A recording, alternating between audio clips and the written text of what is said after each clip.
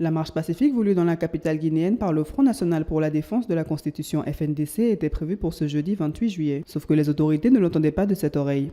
Après avoir opposé un refus à l'organisation de la dite manifestation, elles ont fait déployer massivement les forces de l'ordre dans la ville. Les gendarmes et policiers ont dû se contenter d'une nuit courte pour pouvoir mettre en place un impressionnant dispositif sécuritaire sur les grands axes et carrefours de Conakry, avec comme cible prioritaire la grande banlieue dortoir de la capitale guinéenne.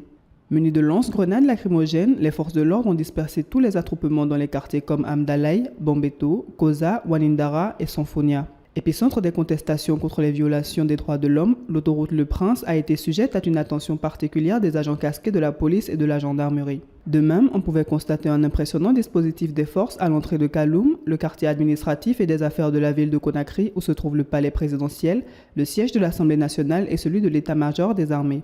À plusieurs endroits, des affrontements ont eu lieu entre des jeunes manifestants et les forces de l'ordre. La sécurité a été particulièrement renforcée dans certains quartiers comme Amdalaï secteur, Dinyariwada, Koloma et Sanfonia.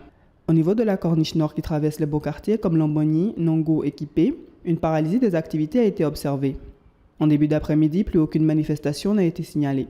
Aux dernières nouvelles, le FNDC sur ses pages Facebook et Twitter fait état d'un bilan provisoire de 2 blessés par balle, dont une femme qui a reçu une balle au niveau de son pied.